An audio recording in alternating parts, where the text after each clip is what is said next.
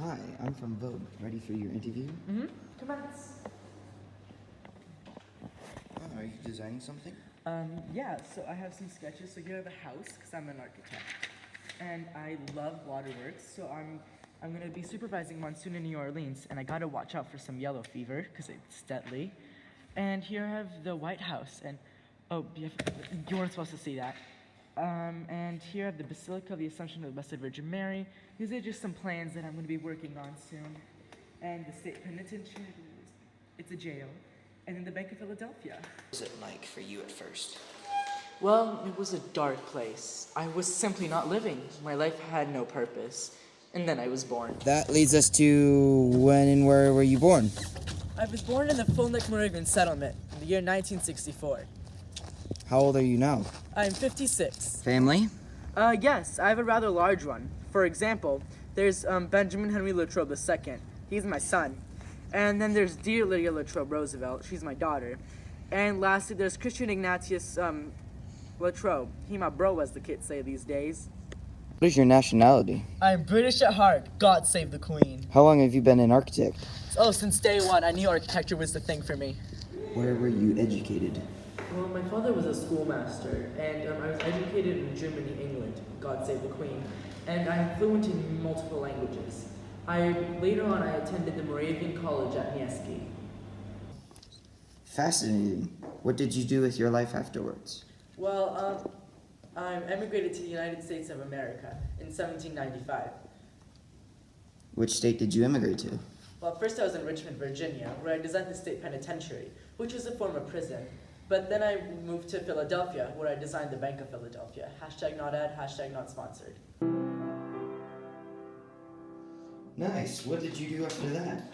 After that, I became great friends with President Jefferson, who gave me the role of finishing the White House. It is even said that you traveled to many countries before going to the United States. Is this correct? Yes, that is true. I traveled through France and Italy to find out what true Renaissance art was like. I then emigrated to the United States of America, where I incorporated those styles in much of the buildings I It designed. said that you brought Greek and Gothic styles to America. Is that true? What can I say? It was indeed me. I incorporated those styles a lot when I was designing the White House. And hey, what can I say? The Americans dig that stuff. What did you do after you designed the U.S. Capitol building? Well, I went on to designing the Basilica of the Assumption of the Blessed Virgin Mary. It's a Roman Catholic cathedral. I was even told that they were going to add onion-shaped domes after my death. I don't. Sounds like you had a fulfilling life.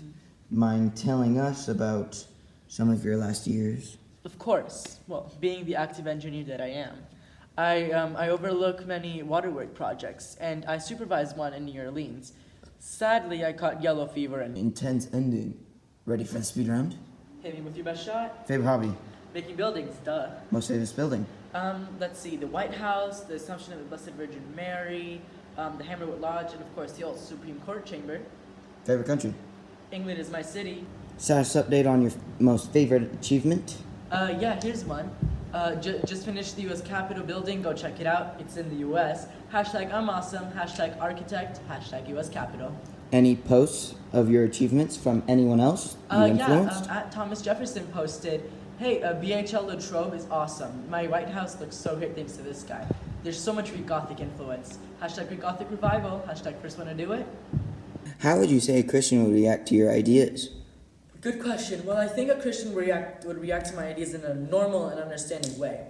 Since there is no really deep spiritual meaning to my work, I don't think that a Christian would be deeply affected by it. I mean, in my opinion, I have built some amazing things, but I don't think it really has anything to do with the Christian religion. What about a secular person? Oh, I think the same thing for that one.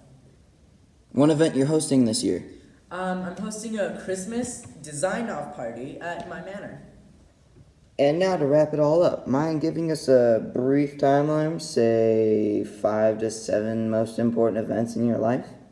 Specific, but of course. Well, obviously, first I was born, and I was born to a British family, and like I said, my father was a schoolmaster. I was mainly raised in England and partly in Germany. Cut. What's the next? So right before I immigrated to the United States of America, like I said, I traveled through the Italy and France to see what Renaissance art was like. Then in 1795, I immigrated to the United States, where I designed many famous buildings that you guys see today, using these artistic styles. And then afterwards, after finishing all my work in the United States, I began the design of the Basilica of the Assumption of the Blessed Virgin Mary. So obviously my end was pretty gruesome. It ended with me overlooking a project in New Orleans and getting yellow fever.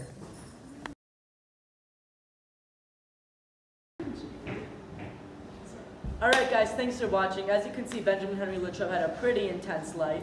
Be sure to like, subscribe, and leave a comment down below, and stay tuned for more videos. I'm Hesou Zetelian saying H&H out.